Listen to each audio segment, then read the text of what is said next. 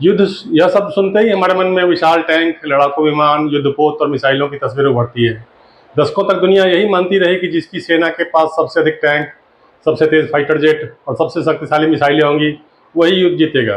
लेकिन 21वीं सदी के तीसरे दशक में यह सोच तेजी से बदल रही है। आज युद्ध का सबसे बड़ा हथियार हमेशा सबसे बड़ा नहीं होता। कई बार वह इतना छोटा होता है कि हथेली में आ जाए। उसे कहते हैं ड्रोन। कुछ वर्ष पहले तक ड्रोन मुख्य रूप से फोटोग्राफी, एग्रीकल्चर, सर्वे और डिजास्टर रिलीफ जैसे नागरिक कार्यों के लिए जाने जाते थे। लेकिन तकनीक जितनी तेजी से आगे बढ़ी, ड्रोन की क्षमताएं भी उतनी ही बढ़ती गई। आज एक छोटा सा ड्रोन हाई फाई डेफिनेशन कैमरे से निगरानी कर सकता है, रियल टाइम वीडियो भेज सकता है, जीपीएस की सहायता से सैकड़ों किलोमीटर तक उड़ सकता है और कुछ मामलों में विस्फोटक या अन्य सैन्य सामग्री भी ले जा सकता है। यही कारण है दुनिया भर की सेनाओं ने ड्रोन को केवल एक सहायक उपकरण नहीं, बल्कि युद्ध की रणनीति का महत्वपूर्ण हिस्सा बना दिया है। आज लगभग हर आधुनिक सेना किसी न किसी रूप में ड्रोन का उपयोग कर रही है। लेकिन असली बदलाव तब आया जब युद्ध क्षेत्र में केवल कुछ ड्रोन नहीं, बल्कि बड़ी संख्या में छोटे और अपेक्षाकृत सस्ते ड्रोन दिखाई देने लगे। इनकी कीमत किसी मिसाइल या लड़ाकू विमान की तुलना में बहुत कम होती है। फिर भी इनका प्रभाव कई बार आश्चर्यजनक रूप से बड़ा हो सकता है। हाल के वर्षों में दुनिया ने ऐसे अनेक संघर्ष देखे जहां ड्रोन ने युद्ध की दिशा बदलने में महत्वपूर्ण भूमिका निभाई। इन संघर्षों ने यह दिखाया कि ड्रोन का उपयोग केवल निगरानी तक सीमित नहीं रहा। अब उनका उपयोग लक्ष्य की पहचान, तोपखाने को निर्देश देने, रसद पर नजर रखने और कई परिस्थितियों में सीधे हमले के लिए भी किया जा रहा है। इस बदलाव ने एक नई चुनौती पैदा कर दी है। अगर हजारों या लाखों रुपए की लागत वाला ड्रोन किसी अत्यधिक महंगे सैन्य प्लेटफॉर्म को चुनौती दे सकता है, तो पारंपरिक रक्षा प्रणाली कितनी प्रभावी रहेगी। यहीं से शुरू होती है आधुनिक युद्ध की सबसे बड़ी दुविधा।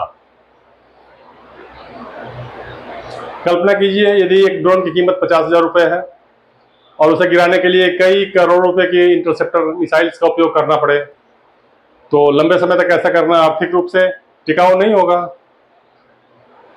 यह केवल हथियारों से नहीं जीते जाते। युद्ध अर्थव्यवस्था, उत्पादन क्षमता, संसाधनों की उपलब्धता से भी प्रभावित होते हैं। यही कारण है कि दुनिया अब ऐसे समाधान खोज रही है जो कम लागत में बड़ी संख्या में ड्रोन का सामना कर सके। इसी सोच ने जन्म दिया काउंटर ड्रोन टेक्नोलॉजी को। लेकिन किसी भी ड्रोन को रोकने से पहले एक और चुनौती होती है। सबसे पहले यह पता लगाना कि आसमान में उड़ रही वस्तु वास्तव में है क्या। क्या वह एक पक्षी है? क्या वह किसी नागरिक का वैध ड्रोन है? या फिर वह किसी दुश्मन की निगरानी या हमले की योजना का हिस्सा है?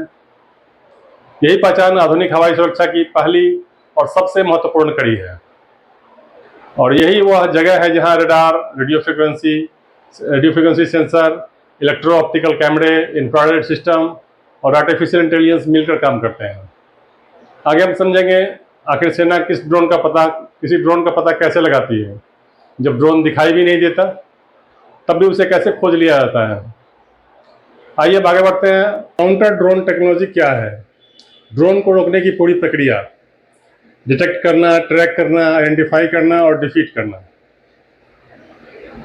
काउंटर ड्रोन टेक्नोलॉजी है क्या? अब तक हमने देखा कि आधुनिक युद्ध में ड्रोन कितनी बड़ी चुनौती बन गए हैं। लेकिन सवाल है, क्या किसी ड्रोन को रोकना उतना ही आसान है जितना उसे उड़ाना?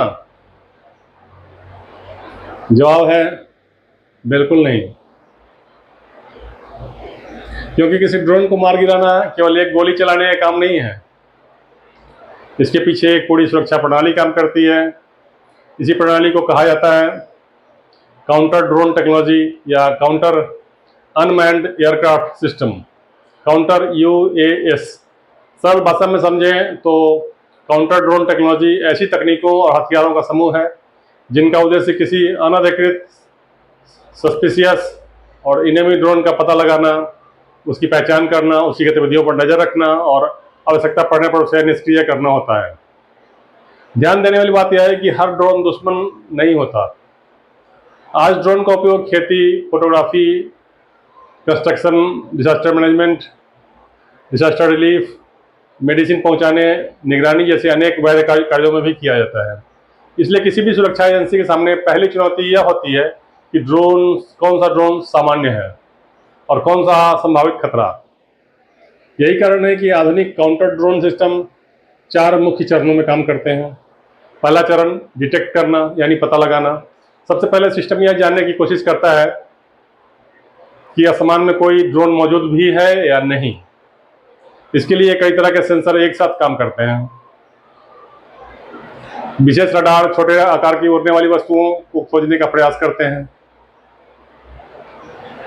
रेडियो फ्रिक्वेंसी सेंसर ड्रोन और उसके ऑपरेटर के बीच होने वाले वायरलेस सिग्नलों को पहचानने की कोशिश करते हैं। कुछ सिस्टम उच्च गुणवत्ता वाले कैमरे और इंफ्रारेड सेंसर का उपयोग करते हैं जो दिन और रात दोनों समय निगरानी कर सकते हैं। कई आधुनिक प्रणालियां ड्रोन की आवाज तक का विश्लेषण करने के लिए साउंड सेंसर भी इस्तेमाल करती हैं। हालांकि इनकी उपयोगिता वातावरण और दूरी पर निर्भर करती है, यानी एक ही सेंसर पर भरोसा नहीं किया जाता। अलग अलग स्रोतों से जानकारी लेकर अधिक विश्वसनीय तस्वीर तैयार की जाती है। दूसरा स्टेज ट्रैक यानी नजर रखना। ड्रोन दिखाई देने के बाद उसे लगातार ट्रैक करना आवश्यक होता है। सिस्टम उसकी गति, उसकी हाइट, उसका डायरेक्शन और पॉसिबल गंतव्य का अनुमान लगाता है। यदि ड्रोन अचानक दिशा बदल दे तो सिस्टम भी तुरंत अपनी गणना बदल देता है। यही जानकारी सुरक्षा बलों को निर्णय लेने में मदद करती है। थर्ड स्टेज आइडेंटिफाई यानी पहचान करना। यही सबसे महत्वपूर्ण चरण है, क्योंकि हर उड़ती हुई वस्तु पर कार्रवाई नहीं की जा सकती।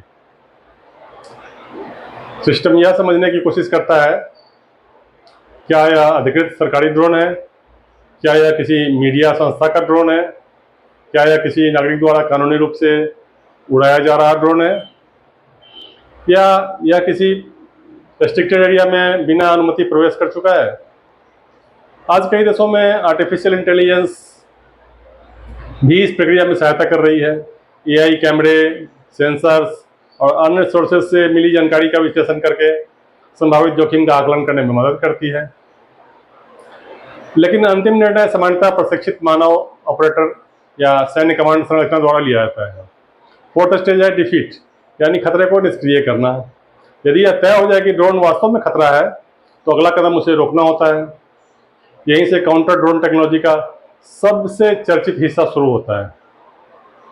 लेकिन हर ड्रोन को मिसाइल से नहीं गिराया जाता। स्थिति के अनुसार अलग अलग तरीके अपनाए जाते हैं। यदि संभव हो तो उसके कम्युनिकेशन या नेविगेशन सिग्नल को जैम करने का प्रयास किया जाता है। कुछ प्रणालियां ड्रोन को सुरक्षित क्षेत्र में उतारने या वापस लौटने के लिए मजबूर करने की कोशिश करती हैं। कुछ मामलों में विशेष इंटरसेप्टर ड्रोन का उपयोग किया जाता है, और यदि आवश्यक हो तो लेजर या अन्य ऊर्जा आधारित प्रणालियां भी विकल्प हो सकती है। हालांकि कौन सा तरीका अपनाया जाएगा यह स्थानीय कानून, परिचालन नियम, वातावरण और खतरे की प्रकृति पर निर्भर करता है। यानी काउंटर ड्रोन टेक्नोलॉजी केवल हथियार नहीं है, यह sensor, software, artificial intelligence, communication system और डिसीजन मेकिंग की प्रक्रिया का एक पूरा नेटवर्क है। इसे आप एक डिजिटल सुरक्षा कवच भी कह सकते हैं, जो किसी संवेदनशील क्षेत्र के ऊपर लगातार निगरानी रखता है। लेकिन एक और सवाल बाकी है। यदि दुश्मन एक या दो नहीं बल्कि सैकड़ों ड्रोन एक साथ भेज दे तो क्या यही प्रणाली पर्याप्त होगी? यहीं से शुरू होती है आधुनिक युद्ध की अगली और शायद सबसे कठिन चुनौती, ड्रोन स्वार्म।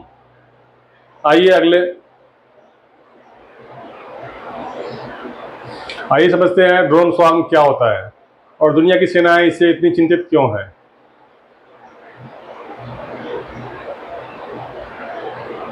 और यह इतना खतरनाक क्यों है?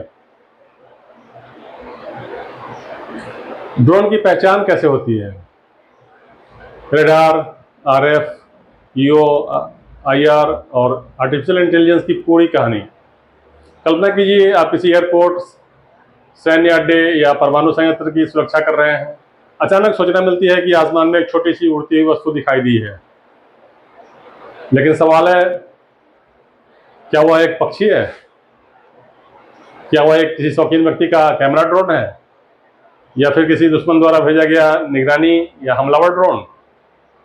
यहीं से शुरू होता है डिटेक्शन और आइडेंटिफिकेशन का विज्ञान। आधुनिक काउंटर ड्रोन सिस्टम केवल एक मशीन पर निर्भर नहीं होता या कई अलग अलग सेंसरों को जोड़कर काम करता है, और इसे अंग्रेजी में सेंसर फ्यूजन कहा जाता है। यानी रेडार, रेडियो सिग्नल्स, कैमरे, थर्मल इमेजिंग और आर्टिफिशियल इंटेलिजेंस सभी मिलकर यह तय करते हैं कि सामने क्या उड़ रहा है। आइए एक एक करके समझते हैं। पहला सिस्टम रेडार। रेडार यानी रेडियो डिटेक्शन एंड रेंजिंग। यह तकनीक लगभग 100 वर्ष पुरानी है, लेकिन आज भी आधुनिक वायु सुरक्षा की रीढ़ मानी जाती है। रेडार लगातार रेडियो वेव्स भेजता है, और ये वेव्स किसी उड़ती हुई वस्तु से टकराती है तो उनका एक हिस्सा वापस लौट आता है। इसी लौटे हुए सिग्नल से सिस्टम अनुमान लगाता है कि वस्तु कितनी दूर है, किस दिशा में है, क्या हाइट है और किस स्पीड से चल रही है। बड़े विमान और हेलीकॉप्टर आसानी से दिखाई देते हैं, लेकिन ड्रोन, यहीं से चुनौती शुरू होती है। छोटे ड्रोन का आकार बहुत कम होता है, उनका रडार क्रॉस सेक्शन यानी रडार पर दिखाई देने वाले प्रभावी आकार बहुत ही छोटे हो सकते हैं। यही कारण है कि साधारण एयर डिफेंस रडार कई बार छोटे क्वाडकॉप्टर यानी ड्रोन को पहचानने में सीमित हो सकते हैं। इस समस्या के समाधान के लिए कई देशों ने विशेष काउंटर ड्रोन रडार विकसित किया है, जो कम ऊंचाई पर उड़ने वाली छोटी वस्तुओं को पहचानने के लिए डिजाइन किया जाता है। लेकिन रडार की भी सीमाएं हैं। यदि ड्रोन किसी इमारत, पेड़ों या पहाड़ों के पीछे उड़ रहा हो तो उसे लगातार ट्रैक करना कठिन हो सकता है। यानी रडार अकेला पर्याप्त नहीं है।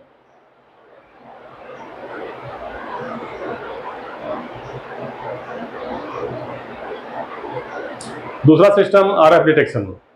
आरएफ का अर्थ है रेडियो फ्रिक्वेंसी। अधिकांश व्यावसायिक ड्रोन अपने ऑपरेटर से रेडियो सिग्नलों के माध्यम से जुड़े रहते हैं। जब पायलट कंट्रोलर का बटन दबाता है तो आदेश रेडियो वेव्स के माध्यम से ड्रोन तक पहुंचता है। आरएफ सेंसर इन्हीं संकेतों को पकड़ने की कोशिश करते हैं। यदि कोई ड्रोन लगातार कंट्रोलर से कम्युनिकेट कर रहा है तो कई प्रणालियां उसके सिस्टम की दिशा का अनुमान लगाकर यह बताने का प्रयास करती है कि ड्रोन और उसका ऑपरेटर कहाँ हो सकते हैं। यह सुरक्षा एजेंसियों के लिए एक महत्वपूर्ण जानकारी हो सकती है, लेकिन यह तरीका भी हर स्थिति में काम नहीं करता। यदि ड्रोन पहले से प्रोग्राम किए गए रास्ते पर बिना सक्रिय रेडियो कांटेक्ट के उड़ रहा हो तो, या संचार के अलग तरीके इस्तेमाल कर रहा हो, तो आरएफ डिटेक्शन की प्रभावशीलता कम हो सकती है। इसलिए एक और तकनीक की जरूरत पड़ती है। तीसरा system EO IR camera. EO का अर्थ है इलेक्ट्रो ऑप्टिकल यानी सामान्य हाई रिजोल्यूशन कैमरे। आईआर का अर्थ है इंफ्रारेड यानी थर्मल या उष्मा आधारित इमेजिंग। दिन के समय ईओ कैमरे ड्रोन की तस्वीर लेकर उसका आकार, डिजाइन, रंग और उसकी गतिविधि का विश्लेषण कर सकते हैं। लेकिन रात में जब आंखों से कुछ दिखाई नहीं देता तब काम आता है इंफ्रारेड सेंसर। हर मशीन कुछ न कुछ गर्मी पैदा करती है और थर्मल कैमरे इसी उष्मा के आधार पर लक्ष्य को देखने की कोशिश करते हैं। हालांकि छोटे इलेक्ट्रिक ड्रोन का टेम्परेचर अपेक्षाकृत कम हो सकता है और मौसम या दूरी के कारण पहचान प्रभावित हो सकती है। यानी ई और आईआर एक दूसरे के कंप्लीमेंट हैं, पूरक हैं। दिन हो या रात, इन दोनों के संयोजन से निगरानी और अधिक प्रभावी बनाई जा सकती है।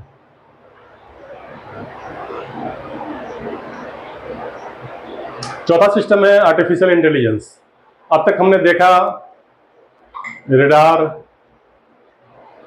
रेडियो सिग्नल्स और कैमरे, लेकिन यदि ये सभी एक साथ लाखों डेटा पॉइंट भेजें तो उनका एनालिसिस कौन करेगा?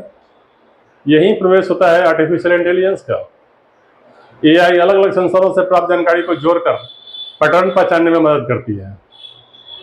एग्जाम्पल के लिए, क्या यह उड़ान पक्षी जैसी है या ड्रोन जैसी? क्या यह वस्तु स्टैटिक हाइट बनाए हुए है? क्या इसकी गति सामान्य है? क्या यह किसी संवेदनशील क्षेत्र की ओर बढ़ रही है? एआई इन संकेतों के आधार पर जोखिम का आकलन करने में सहायता कर सकती है। लेकिन यह समझना बहुत जरूरी है, एआई अंतिम निर्णय नहीं लेती। विशेष रूप से सैन्य या कानून प्रवर्तन के मामले में अंतिम कार्रवाई का निर्णय सामान्यतः प्रशिक्षित मानव ऑपरेटर या कमांड अथॉरिटी द्वारा लिया जाता है।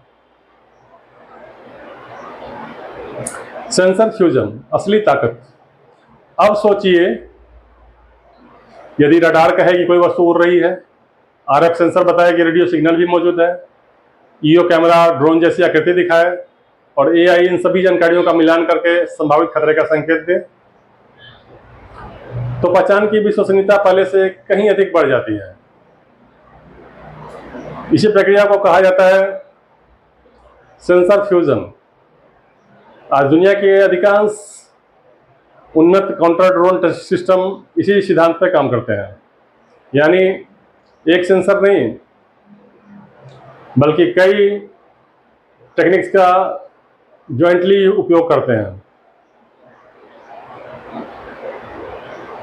लेकिन ड्रोन की पहचान हो जाने के बाद भी काम खत्म नहीं होता। अगला और सबसे महत्वपूर्ण सवाल है, उसे रोका कैसे जाए? क्या उसके रेडियो सिग्नल काट दिए जाए? क्या उसका जीपीएस जाम कर दिया जाए? या फिर बिना गोली चलाए जमीन पर उतार दिया जाए? इन्हीं सवालों का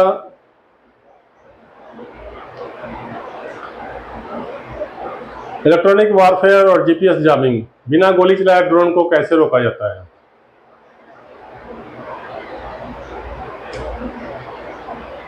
अब तक हमने जाना कि आधुनिक काउंटर ड्रोन सिस्टम किसी ड्रोन का पता कैसे लगाता है।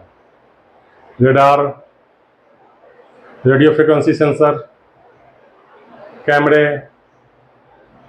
और आर्टिफिशियल इंटेलिजेंस मिलकर यह पहचानने की कोशिश करते हैं कि आसमान में उड़ रही वस्तु वास्तव में क्या है। लेकिन पहचान हो जाने के बाद अगला सवाल सबसे महत्वपूर्ण है, क्या हर ड्रोन की गोली या मिसाइल से गिराना जरूरी है? जवाब है नहीं। कई परिस्थितियों में लक्ष्य ड्रोन को नष्ट करना नहीं बल्कि उसकी क्षमता को निष्क्रिय करना होता है। यहीं से शुरू होती है इलेक्ट्रॉनिक वॉरफेयर, यानी इलेक्ट्रॉनिक युद्ध।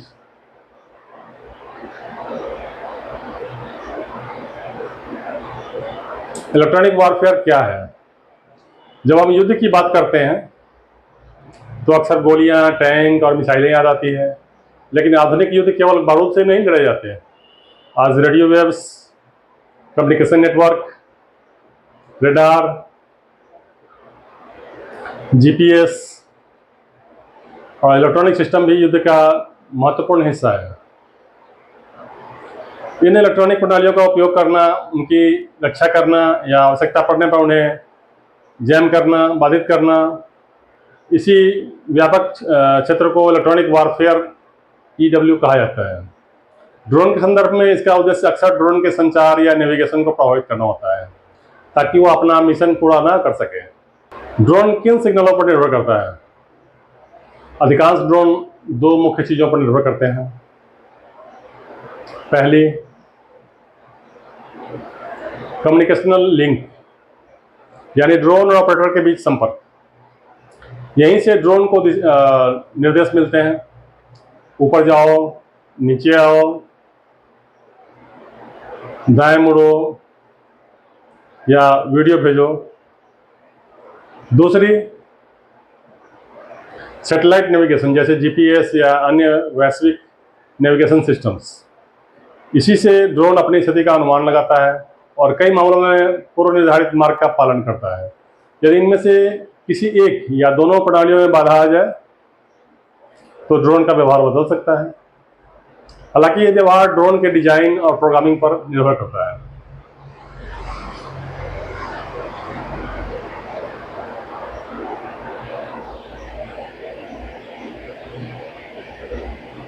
कम्युनिकेशन जैमिंग क्या है? अब कल्पना कीजिए आप मोबाइल फोन पर किसी से बात कर रहे हैं, अचानक नेटवर्क पूरी तरह गायब हो गए, कॉल कट जाएगी। इसी तरह यदि किसी ड्रोन और उसके ऑपरेटर के बीच रेडियो कांटेक्ट टूट जाए, बाधित हो जाए, तो ड्रोन को नए आदेश मिलना बंद हो सकते हैं। इसी प्रक्रिया को सामान्य भाषा में कम्युनिकेशन जैमिंग कहा जाता है। लेकिन इसके बाद ड्रोन क्या करेगा? हर ड्रोन एक जैसा नहीं होता। कुछ ड्रोन अपनी जगह पर रुकने की कोशिश करते हैं, कुछ पहले से निर्धारित स्थान पर लौटने का प्रयास करते हैं, कुछ सुरक्षित लैंडिंग कर सकते हैं। और यदि ड्रोन पहले से पूरी तरह स्वायत्त मिशन पर हो तो वह सीमित परिस्थितियों में अपना कार्य जारी रखने की कोशिश भी कर सकता है। यानी जैमिंग हमेशा हर ड्रोन को तुरंत निष्क्रिय नहीं करती।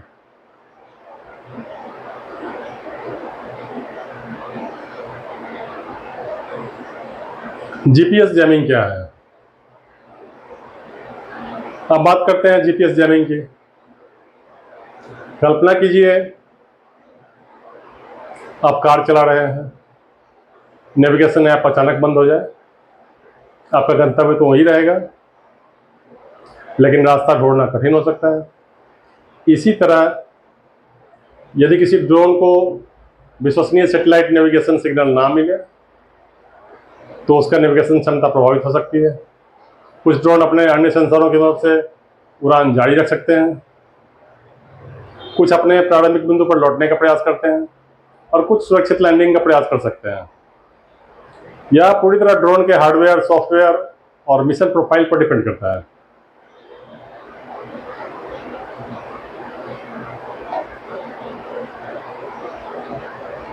जीपीएस स्पूफिंग क्या है? इलेक्ट्रॉनिक वारफेयर का एक और महत्वपूर्ण पहलू है जीपीएस स्पूफिंग। इसमें केवल एक सिग्नल को रोका नहीं जाता, बल्कि ड्रोन को कंफ्यूज करना, भ्रामक नेविगेशन जानकारी मिलने की कोशिश की जाती है। यदि यह तकनीक सफल हो तो ड्रोन अपनी वास्तविक स्थिति के बारे में गलत अनुमान लगा सकता है।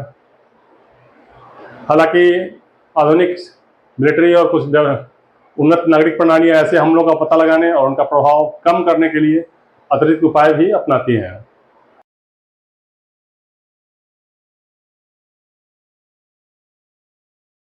क्या होती है? आपने कई बार टीवी पर या इंटरनेट पर ऐसी बंदूक जैसी डिवाइस देखी होगी जो देखने में राइफल जैसी लगती है, लेकिन उसमें गोलियां नहीं होती। ऐसी कुछ प्रणालियां दिशा विशिष्ट रेडियो ऊर्जा का उपयोग करके ड्रोन के कम्युनिकेशन और नेविगेशन को डिस्टर्ब करने का प्रयास करती है। इन्हें आम भाषा में एंटी ड्रोन गन कहा जाता है। इसका उपयोग विशेष परिस्थितियों और अधिकृत सुरक्षा एजेंसियों के द्वारा किया जाता है। इसकी प्रभावशीलता दूरी, वातावरण, ड्रोन के टाइप और उनकी सुरक्षा क्षमताओं पर डिपेंड करती है। इलेक्ट्रॉनिक वारफेयर की सीमाएं। अब सवाल उठता है, यदि इलेक्ट्रॉनिक वारफेयर इतना प्रभावी है तो फिर लेजर और माइक्रोवेव हथियार बनाने की जरूरत क्यों पड़ी? क्योंकि हर ड्रोन रेडियो कांटेक्ट पर डिपेंड नहीं होता। कुछ ड्रोन पहले से प्रोग्राम किए गए मिशन पर उड़ सकते हैं, कुछ में एंटी जैम तकनीक हो सकती है, कुछ कई नेविगेशन सिस्टम्स का उपयोग कर सकते हैं। और यदि एक साथ सैकड़ों ड्रोन अलग अलग दिशाओं से आ जाएं तो केवल जैमिंग प्राप्त नहीं हो सकती है। यही कारण है कि आधुनिक सेनाएं इलेक्ट्रॉनिक वारफेयर को एक महत्वपूर्ण रक्षा परत मानती हैं, लेकिन अकेला समाधान नहीं।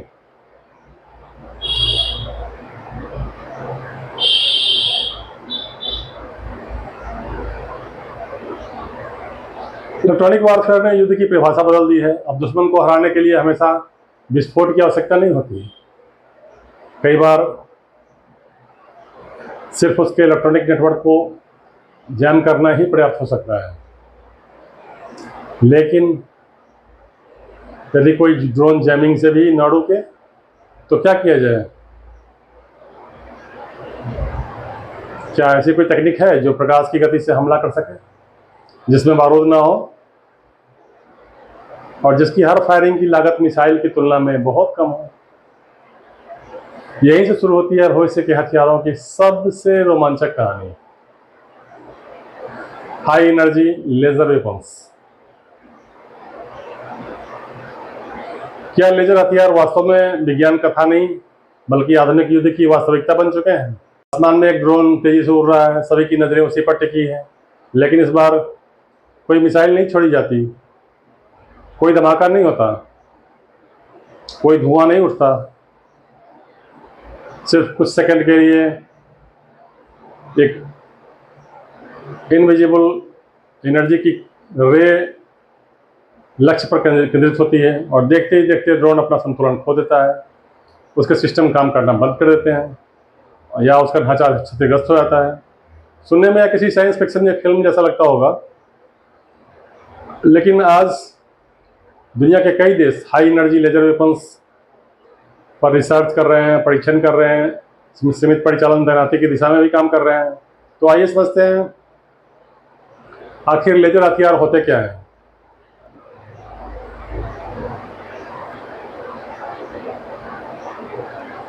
लेजर क्या है? सबसे पहले एक भ्रम दूर कर लेते हैं। लेजर कोई जादुई रोशनी नहीं है। लेजर LASER शब्द का पूरा नाम है light amplification by stimulated emission of radiation. यह अत्यधिक नियंत्रित, एक दिशा में केंद्रित और उच्च ऊर्जा वाली प्रकाश किरण होती है। सामान्य टॉर्च की रोशनी चारों ओर फैल जाती है, लेकिन लेजर अपनी ऊर्जा को बहुत छोटे क्षेत्र में केंद्रित रख सकता है। यही उसकी सबसे बड़ी ताकत है।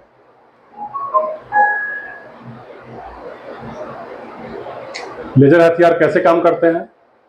अब सवाल आता है, यदि लेजर केवल प्रकाश है तो वह किसी ड्रोन को नुकसान कैसे पहुंचा सकता है? इसका उत्तर है ऊर्जा का संकेंद्रण। जब पर्याप्त ऊर्जा एक छोटे बिंदु पर कुछ समय तक केंद्रित रहती है, उस स्थान का तापमान तेजी से बढ़ सकता है। यदि लक्ष्य की सामग्री और परिस्थितियां अनुकूल हो तो इससे इलेक्ट्रॉनिक हिस्से, सेंसर या बाहरी संरचना प्रभावित हो सकती है। इसे ऐसे समझिए, यदि आप धूप में एक मैग्नीफाइंग ग्लास रखें तो सूरज की रोशनी एक छोटे बिंदु पर केंद्रित होकर के कागज को गर्म कर सकती है और कागज में आग भी लग जाती है। लेजर हथियार का सिद्धांत भी ऊर्जा को केंद्रित करने पर आधारित है, हालांकि इसकी तकनीक इससे कहीं अधिक कॉम्प्लेक्स और पावरफुल होती है।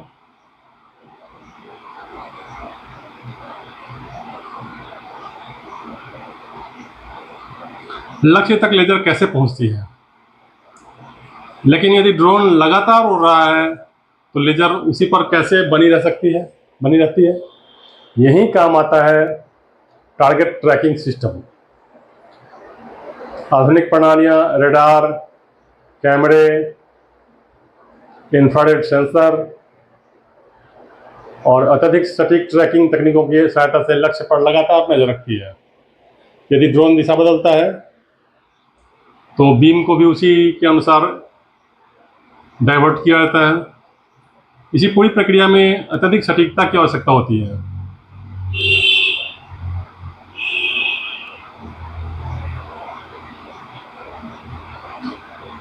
क्या लेजर तुरंत लक्ष्य को नष्ट कर देती है?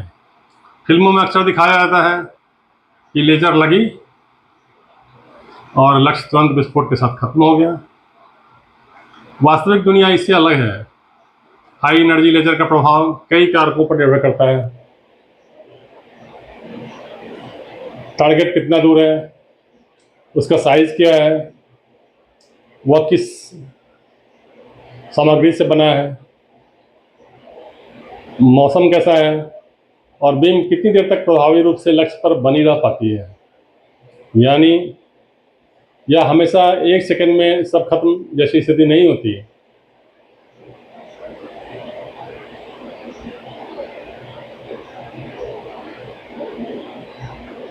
लेजर हथियारों के प्रमुख लाभ। अब सवाल है, दुनिया इन पर इतना निवेश क्यों कर रही है? पहला कारण, तेज प्रतिक्रिया। प्रकाश अत्यधिक गति से यात्रा करता है, इसलिए लक्ष्य तक ऊर्जा पहुंचने में समय बहुत कम होता है। दूसरा, हाई एक्यूरेसी। यदि लक्ष्य को सही ढंग से ट्रैक किया जाए तो एनर्जी केवल उसी दिशा में केंद्रित की जा सकती है। तीसरा, कम उपभोज्य सामग्री। लेजर में पारंपरिक अर्थों में गोली या मिसाइल जैसी गोला बारूद की आवश्यकता नहीं होती, हालांकि इसे चलाने के लिए पर्याप्त पावर और डेवलप्ड सिस्टम्स की आवश्यकता होती है। चौथा, यदि पर्याप्त ऊर्जा उपलब्ध हो तो लगातार कई लक्ष्यों पर क्रमशः कार्रवाई करने की क्षमता विकसित की जा सकती है।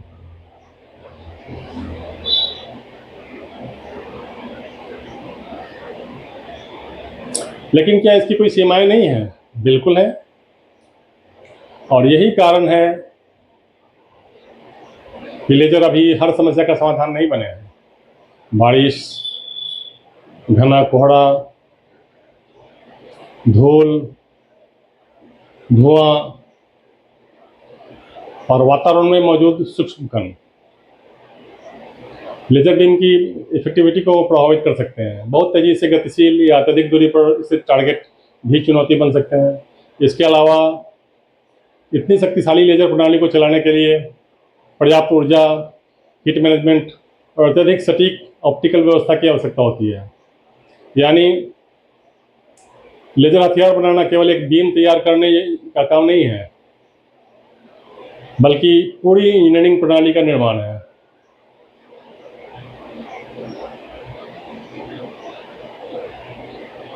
दुनिया में लेजर हथियारों पर काम आज अमेरिका, ब्रिटेन, इजराइल, जर्मनी,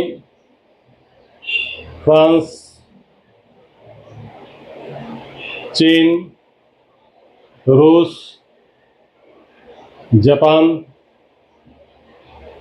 और कई अन्य देश डायरेक्टेड एनर्जी वेपन्स पर अलग अलग स्तरों पर काम कर रहे हैं। इनका उद्देश्य केवल ड्रोन ही नहीं, बल्कि कुछ परिस्थितियों में रॉकेट, मोर्टार या अन्य हवाई खतरों से भी रक्षा करना है। हालांकि विभिन्न देशों की प्रणालियों की क्षमताएं, परीक्षण और तैनाती की स्थिति लगभग अलग अलग है, हर अलग अलग फेज में है। भारत कहाँ खड़ा है? भारत भी इस क्षेत्र में अनुसंधान कर रहा है। रक्षा अनुसंधान एवं विकास संगठन यानी DRDO ने डायरेक्टेड एनर्जी टेक्नोलॉजी पर कई वर्षों से काम किया है और समय समय पर परीक्षणों तथा प्रौद्योगिकी विकास से जुड़ी जानकारी सार्वजनिक की है। भारतीय रक्षा उद्योग भी OSC की आवश्यकताओं को ध्यान में रखते हुए इस क्षेत्र में अनुसंधान और विकास को आगे बढ़ाने का प्रयास कर रहा है।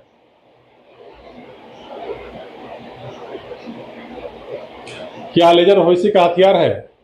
एक्सपर्ट्स का मानना है कि आने वाले वर्षों में लेजर पारंपरिक हथियारों की जगह पूरी तरह नहीं लेंगे, बल्कि ये आधुनिक एयर डिफेंस की एक अतिरिक्त रक्षा परत बन सकते हैं। यानी जहां उपयुक्त हो वहां missile, electronic warfare, interceptor system और लेजर सभी मिलकर काम करेंगे।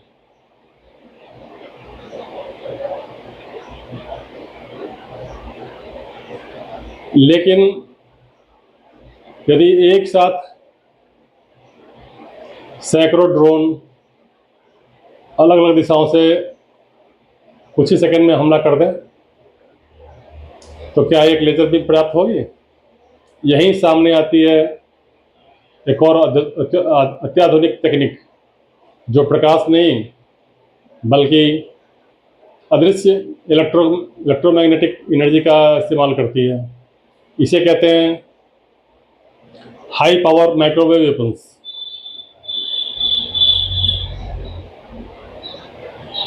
क्या माइक्रोवेव हथियार वास्तव में एक साथ कई ड्रोन को निष्क्रिय करने की क्षमता रखते हैं, और इनके पीछे का साइंस क्या है?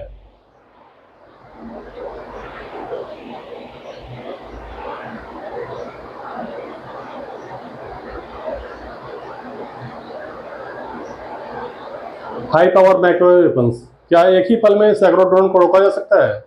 अब तक हमने देखा इलेक्ट्रॉनिक वॉरफेयर, जीपीएस जैमिंग और हाई एनर्जी लेजर वेपन्स, लेकिन अत्याधुनिक युद्ध के सामने एक नई चुनौती खड़ी हो चुकी है। कल्पना कीजिए, दुश्मन ने केवल एक या दो नहीं बल्कि 200 ड्रोन एक साथ आपकी ओर भेज दिए, कुछ दाएं से, कुछ बाएं से, और कुछ बहुत नीचे उड़ रहे हैं, और कुछ अलग अलग ऊंचाइयों पर। यदि आपके पास केवल एक लेजर हथियार हो तो वह एक समय में सीमित संख्या में लक्ष्यों पर ध्यान केंद्रित कर पाएगा। ऐसी स्थिति में क्या कोई तकनीक है जो एक साथ कई ड्रोन के इलेक्ट्रॉनिक सिस्टम को प्रभावित कर सके?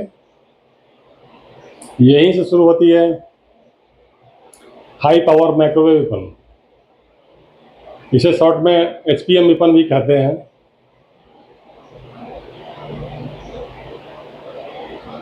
माइक्रोवेव क्या होती है? माइक्रोवेव शब्द सुनते ही अधिकांश लोगों के मन में रसोई का माइक्रोवेव ओवन आता है, लेकिन हाई पावर माइक्रोवेव वेपन उसी उपकरण का बड़ा संस्करण नहीं है। दोनों में इलेक्ट्रोमैग्नेटिक वेव्स का सिद्धांत समान परिवार से जुड़ा हो सकता है, लेकिन पर्पस, पावर, फ्रीक्वेंसी और टेक्निक पूरी तरह से अलग होती है। एचपीएम सिस्टम अत्यधिक कंट्रोल्ड और हाई पावर वाली इलेक्ट्रोमैग्नेटिक वेव्स का इस्तेमाल करते हैं।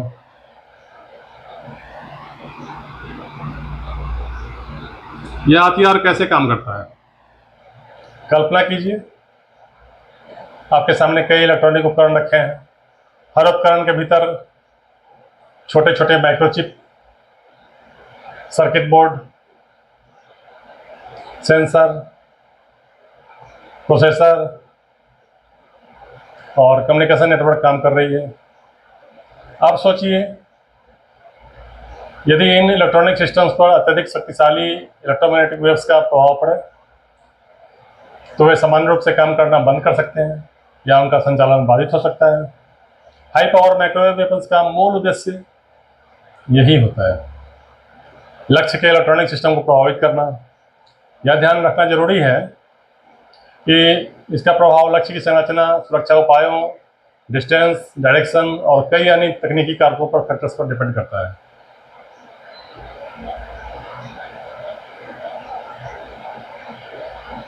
लेजर और माइक्रोवेव में क्या अंतर है? यहाँ एक महत्वपूर्ण अंतर समझना आवश्यक है। लेजर ऊर्जा को एक छोटे पॉइंट पर अत्यधिक सटीकता से केंद्रित करता है, वहीं हाई पावर माइक्रोवेव एक क्षेत्र के भीतर मौजूद इलेक्ट्रॉनिक सिस्टम्स को प्रभावित करने का प्रयास कर सकता है। इसी कारण एक्सपर्ट अक्सर इन दोनों टेक्निक्स का प्रतिस्पर्धी नहीं बल्कि एक दूसरे की पूरक मानते हैं। लेजर किसी विशिष्ट लक्ष्य के लिए अधिक उपयुक्त हो सकता है, जबकि कुछ परिस्थितियों में माइक्रोवेव आधारित प्रणाली कई इलेक्ट्रॉनिक लक्ष्यों के विरुद्ध अलग प्रकार का विकल्प प्रदान कर सकती है।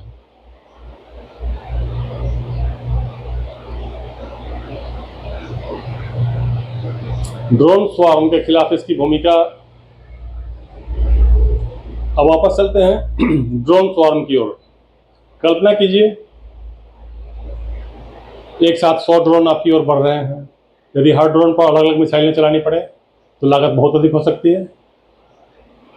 यदि हर ड्रोन पर अलग अलग लेजर बीम रखनी पड़े तो समय भी महत्वपूर्ण कारक बन सकता है। यहीं पर रिसर्चर्स ऐसे सिस्टम डेवलप करने की कोशिश कर रहे हैं जो कुछ परिस्थितियों में एक क्षेत्र के भीतर मौजूद कई इलेक्ट्रॉनिक टारगेट्स को प्रभावित कर सकें। हालांकि वास्तविक प्रदर्शन प्रणाली टारगेट और युद्ध क्षेत्र की परिस्थितियों पर डिपेंड करता है।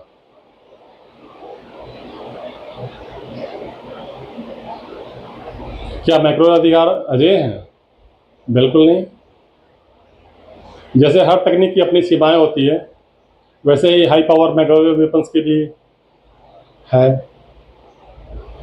यदि किसी ड्रोन में बेहतर इलेक्ट्रॉनिक सुरक्षा, शील्डिंग या वैकल्पिक नियंत्रण प्रणाली हो तो उसका व्यवहार अलग हो सकता है। इसके अलावा दूरी, वेदर, टारगेट का डायरेक्शन और एनर्जी की अवेलेबिलिटी भी और आसपास का वातावरण सभी प्रभाव डाल सकते हैं। यही कारण है कि कोई भी आधुनिक सेना केवल एक तकनीक पर निर्भर नहीं रहती।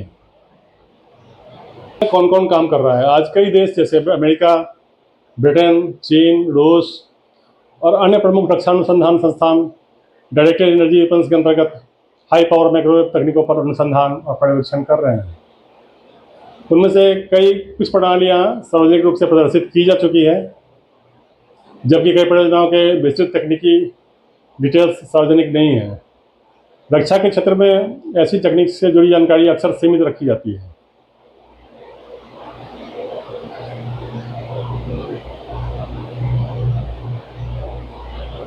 भारत की भविष्य में जैसे जैसे ड्रोन का खतरा बढ़ेगा, वैसे वैसे भारत सहित कई देशों का निवेश इस क्षेत्र में बढ़ सकता है। भविष्य की एयर डिफेंस। यदि हम पूरे घटनाओं का समरी निकालें तो आधुनिक एयर डिफेंस अब केवल मिसाइलों पर डिपेंड नहीं है।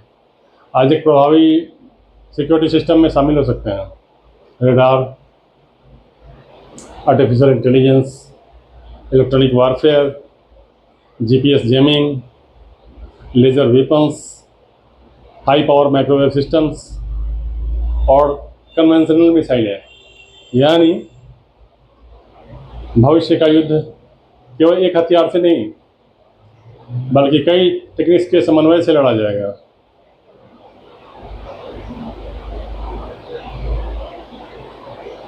लेकिन यदि तकनीक इतनी तेजी से बदल रही है तो दुनिया की सबसे बड़ी सेनाएं इन हथियारों का उपयोग वास्तव में कहां और कैसे कर रही हैं? क्या यूक्रेन युद्ध, मिडिल ईस्ट का संघर्ष और हाल ही के सैन्य अभियानों ने इस नई तकनीक की दिशा बदल दी है?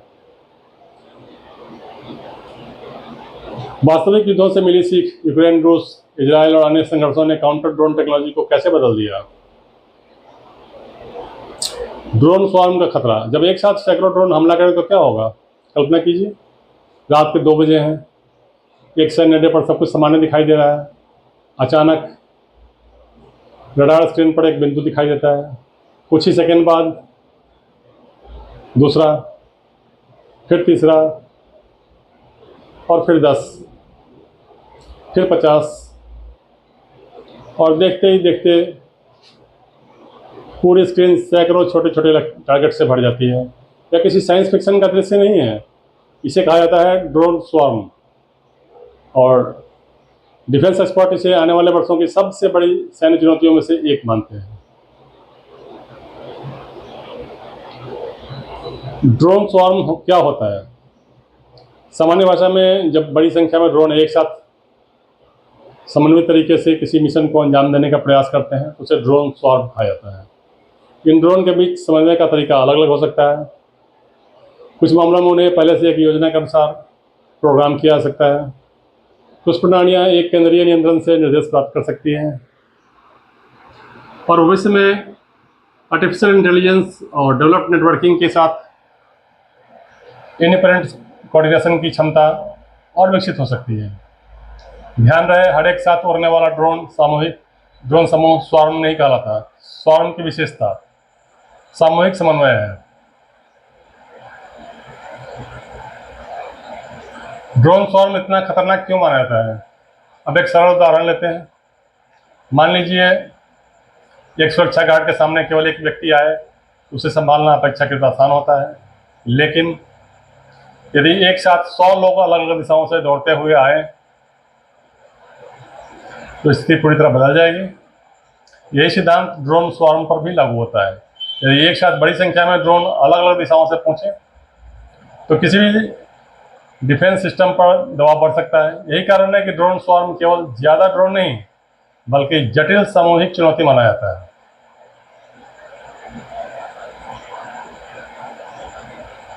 स्वार्म का उद्देश्य क्या हो सकता है? हर ड्रोन का काम एक जैसा होना जरूरी नहीं है।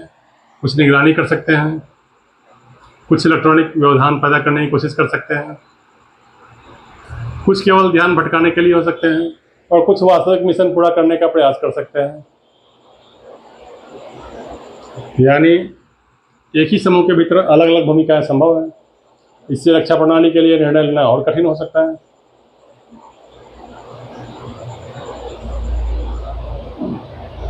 सबसे बड़ी चुनौती सैचुरेशन। आधुनिक एयर डिफेंस सिस्टम की भी अपनी सीमाएं होती है। हर रडार, हर सेंसर और हर इंटरसेप्टर की एक क्षमता होती है। यदि बहुत कम समय में अत्यधिक संख्या में लक्ष्य सामने आ जाएं, तो सिस्टम पर कार्यभार बढ़ सकता है। इससे रक्षा विश्लेषण में अक्सर सैचुरेशन या सैचुरेशन अटैक की चुनौती भी कहा जाता है। इसका अर्थ यह नहीं कि रक्षा प्रणाली स्वतः विफल हो जाएगी, बल्कि उस पर निर्णय लेने, प्राथमिकता तय करने और संसाधनों के उपयोग का दबाव बढ़ सकता है।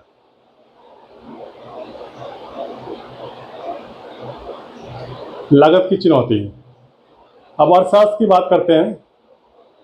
मान लीजिए एक छोटे ड्रोन की कीमत कुछ हज़ार या लाख रुपए है, लेकिन उसे रोकने के लिए यदि हर बार अत्यधिक महंगा इंटरसेप्टर इस्तेमाल करना पड़े तो लंबे समय में यह आर्थिक रूप से कठिन हो सकता है। यही कारण है कि दुनिया ऐसे समाधान खोज रही है जो कम लागत में बड़ी संख्या में ड्रोन से निपटने में मदद कर सकें। इसी सोच ने electronic warfare, laser weapons, high power microwave systems और विशेष काउंटर ड्रोन इंटरसेप्टर्स जैसी तकनीकों को आगे बढ़ाया है।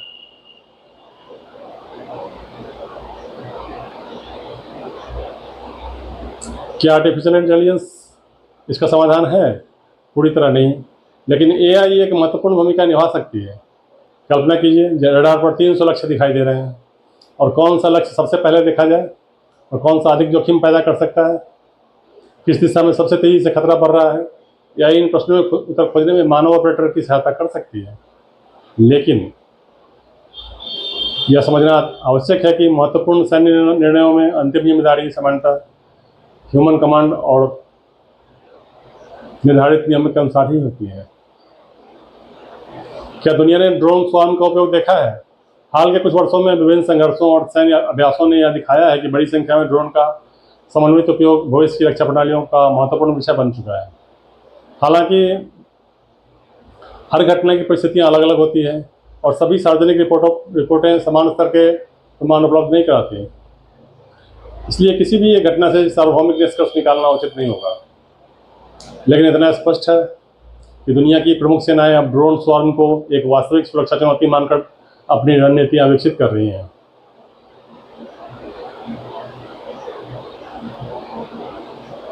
भविष्य का युद्ध कैसा होगा? कल्पना कीजिए एक देश के पास हजारों छोटे कम लागत वाले एआई सक्षम ड्रोन हो, दूसरे देश के पास अत्याधुनिक एयर डिफेंस सिस्टम। यह केवल इस बात पर निर्भर नहीं करेगा कि किसके पास अधिक हथियार है, बल्कि कौन तेजी से पहचान कर सकता है, कौन बेहतर निर्णय ले सकता है और कौन कम लागत में लगातार रक्षा कर सकता है। यानी भविष्य का युद्ध संख्या बनाम तकनीक का भी युद्ध होगा और शायद आर्टिफिशियल इंटेलिजेंस बनाम आर्टिफिशियल इंटेलिजेंस का भी है।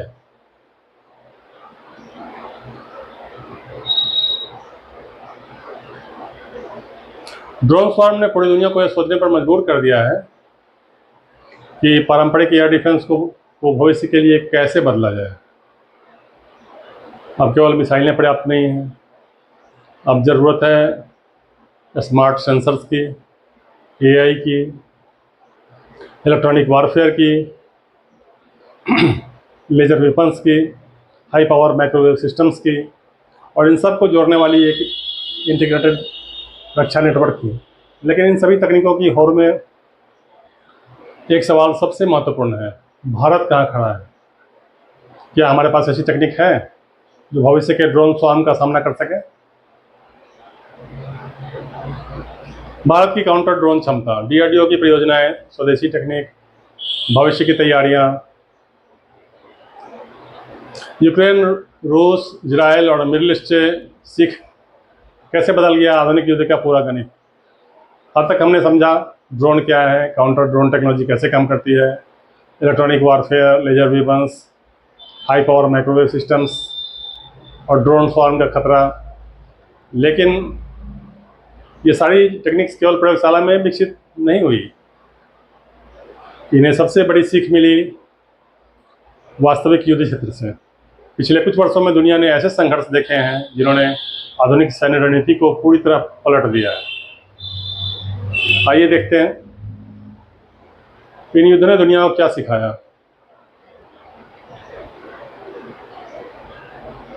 पहला सबक, यूक्रेन युद्ध।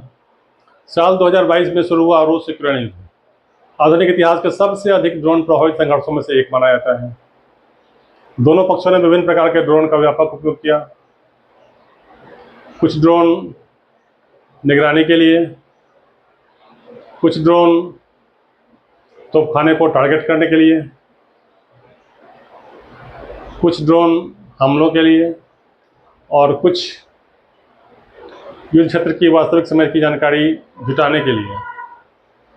इस युद्ध ने पहली बार दुनिया को दिखाया कि अपेक्षाकृत कम लागत वाले ड्रोन भी युद्ध के मैदान पर महत्वपूर्ण प्रभाव डाल सकते हैं। युद्ध का एक और बड़ा सबक था कमर्शियल ड्रोन्स का सैन्य उपयोग।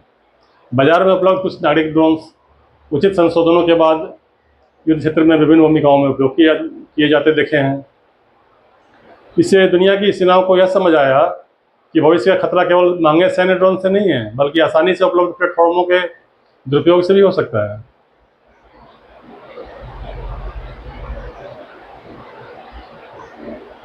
दूसरा सबक, इलेक्ट्रॉनिक वारफेयर की वापसी। यूक्रेन युद्ध ने एक और महत्वपूर्ण तथ्य सामने रखा, केवल ड्रोन खरीद लेना पर्याप्त नहीं है, उन्हें सुरक्षित रूप से संचालित करना उतना ही कठिन है।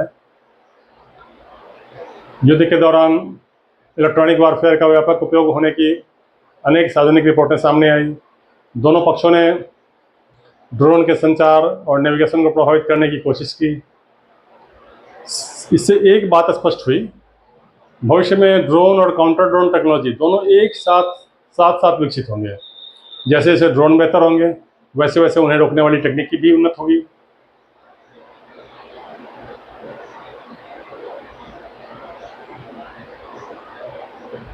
तीसरा सबक, मध्य पूर्व के संघर्ष। अब चलते हैं मिडिल ईस्ट। पिछले कुछ वर्षों में इस क्षेत्र में कई घटनाओं ने ड्रोन और मिसाइल खतरों पर वैश्विक ध्यान आकर्षित किया। कुछ मामलों में ड्रोन का उपयोग लंबी दूरी की निगरानी के लिए हुआ, कुछ मामलों में महत्वपूर्ण बुनियादी स्ट्रक्चर्स पर हमलों के आरोप लगे और कई अवसरों पर एयर डिफेंस सिस्टम को बड़ी संख्या में हवाई खतरों का सामना करना पड़ा। इन घटनाओं ने यह दिखाया कि आधुनिक सुरक्षा केवल एक सीमा तक सीमित नहीं है। ऊर्जा संयंत्र, डॉकयार्ड्स, एयरपोर्ट्स और महत्वपूर्ण औद्योगिक प्रतिष्ठान भी संभावित लक्ष्य बन सकते हैं।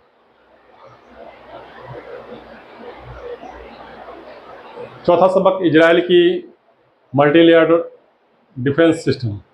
इजराइल लंबे समय से multilayered air defence system develop करने के लिए जाना जाता है।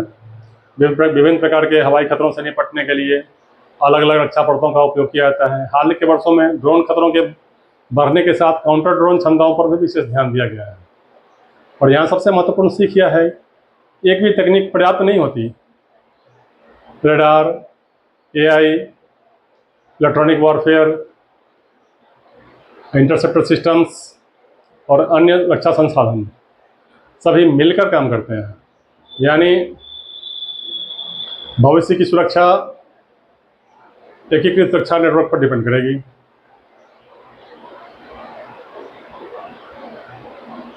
पांचवा लेसन, लागत का युद्ध है, कॉस्ट। इन सभी संघर्षों ने एक सामान्य प्रश्न उठाया, क्या हर छोटे ड्रोन के लिए महंगी मिसाइल का उपयोग व्यवहारिक है? यदि नहीं, तो कम लागत वाले समाधान विकसित करने होंगे। यही कारण है कि directed energy weapons, electronic warfare और ऑटोमेटिक काउंटर ड्रोन सिस्टम्स पर दुनिया भर में निवेश बढ़ रहा है। अब युद्ध केवल हथियारों तक नहीं, बल्कि अर्थशास्त्र का भी युद्ध बन चुका है। जो देश कम लागत में अधिक प्रभावी रक्षा विकसित करेगा, उसे रणनीतिक बढ़त मिल सकती है।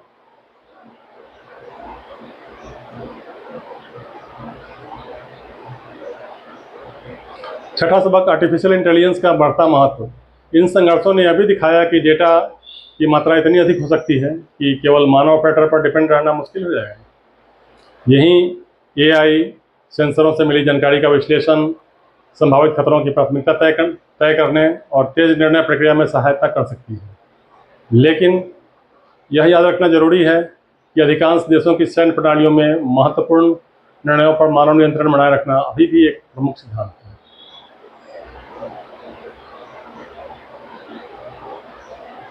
सातवां सबक, युद्ध अब केवल सैनिकों के बीच नहीं, आधुनिक युद्ध सिर्फ सीमा पर नहीं लड़ा जाता। अब cyber space, communication network, drone, artificial intelligence और इलेक्ट्रॉनिक वॉरफेयर सभी युद्ध का हिस्सा बन चुके हैं। यानी 21वीं सदी का युद्ध जो होगा, मल्टी डोमेन वॉरफेयर की तरफ बढ़ रहा है, जहां जमीन,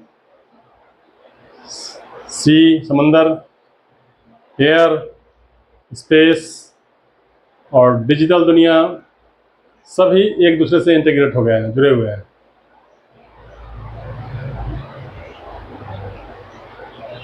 भारत के लिए सबसे बड़ा संदेश। इन सभी संघर्षों से भारत को क्या सीख मिलती है? पहली, भविष्य का खतरा केवल पारंपरिक हथियारों से नहीं होगा। यानी दूसरी, सस्ती तकनीक भी रणनीतिक चुनौती बन सकती है। तीसरी, स्वदेशी रक्षा तकनीक विकसित करना पहले से अधिक महत्वपूर्ण हो चुका है। और चौथी, काउंटर ड्रोन टेक्नोलॉजी केवल सैन्य आवश्यकता नहीं है, बल्कि राष्ट्रीय सुरक्षा का महत्वपूर्ण हिस्सा बनती जा रही है।